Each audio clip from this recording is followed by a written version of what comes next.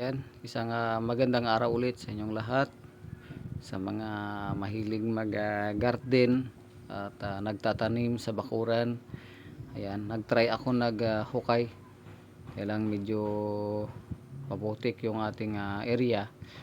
Kaya nagkuha ako ng pang tanggal ng putik sa ating pala. Ayan, nagtry na ako at itutuloy natin ngayon. Sa mga hindi marunong magbungkal at simpleng bagay, ito na. Ganito lang bungkal ng lupa. Mas maigi kung mayroon kayong asarol or pala or anong tawag doon, yung tawag sa amin na barita, panghukay. Mas maganda po yun.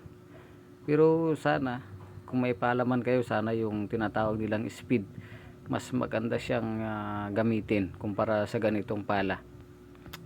Pero kung pangdakot naman ang purpose mo, ayan, ito na yung pinakamaganda. Yan, ganyan po maghukay ng lupa sa mga mahilig mag-garden. Kung sa iba, ang ginagawa ng iba kasi ay nilalagyan ng liting yan at may sukat, may tali sa kabilang kaliwat kanan.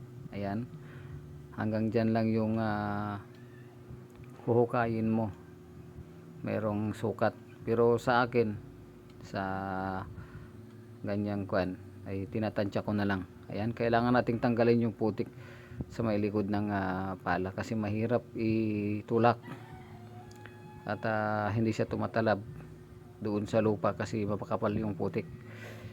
Kaya patyagaan lang talaga sa paghukay at sa mga mahilig mag garden. Ayan, ganyan lang yung gagawin nyo. Yan ang akin ay mahaba na yung mga dalawang lipa na yan yung hukayin ko para pagtaniman natin. I-update ko kayo pag magtatanim ulit. At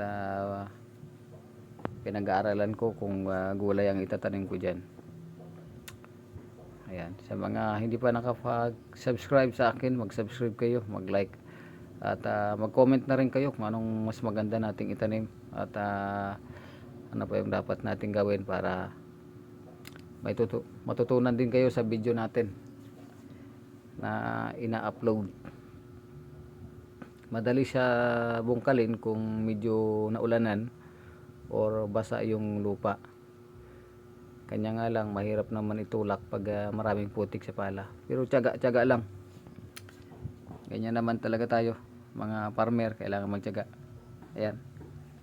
Hindi makalayo ng hukay kasi hindi na tumatalab yung ating pala. Pero pag natanggal mo na yan sa likod at saka yung harap na bahagi ng pala, madali na yan ihukay ng lupa. Ayan, pinagpapawisan ako sa sa haba na ng ating hinukay. Pinagpapawisan ako, pero sige lang, exercise na rin to sa ating katawan para mapawisan tayo. Kaya sa mahilig mag garden, huwag kayo magtigil magtanim para ma-exercise yung ating katawan. At siyempre pag may tinanim, may anihin. Hindi ka na bibili ng yung ulamin o kaya pagkain. Kaysa magbili ka, magtanim ka na lang kung masipag ka naman. Ayan, ganyan lang. Sa mga lalaki, basic na lang ito kasi kailangan mong apakan ng kaliwa at kanan kung saan ka mas komportable. Pwedeng kaliwa, pwedeng kanan para bumaon yung pala at makahukay ng lupa. Yan, ganyan. Estimatein mo na lang, yung marunong mag-estimate yung gaano kalapad yung hukayan para naman sa sunod ay may hukayan ka ulit para sa ibang crops naman ang itatanim.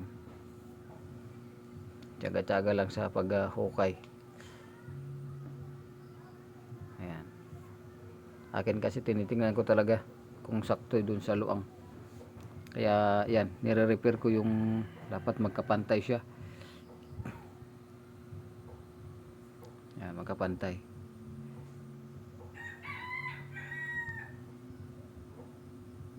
Yan. kaliwa at kanan yung silip para mapantay natin yung paghukayan. Tambak mo lang sa gitnang bahagi yung hinukay para mas mataas siya tingnan, para sa sunod ay pag nagtanim maganda siya.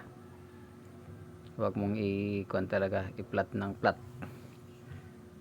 Dapat lang, medyo pataasin lang ng bahagya para pag nagtanim ka yung tubig madaling madrain sa baba. Ayan, sa sunod i-update ko kayo, linisan natin yan at pagtaniman na siguro sa sunod na araw ulit. Inuna lang natin nilinisan, nakaraan naglinis tayo, pangalawa ayan, naghukay na tayo kasi malambot na yung lupa. Ayan, maganda pag nagtulak kayo ng pala doon sa lupa pag naghukay, mas maigi sa mga baguhan. Baka hindi sanay ang paa nyo, ay magtsinelas kayo, gumamit kayo ng tsinelas o ano man na ginagamit nyo pang lakad na or sapatos na luma. Ayan, ganyan lang. Kaya maraming salamat sa iyong panonood. Mag-subscribe na rin kayo pag tinapos nyo yung video natin na ito, at kung natuto kayo paano maghukay, napakasimple lang maghukay.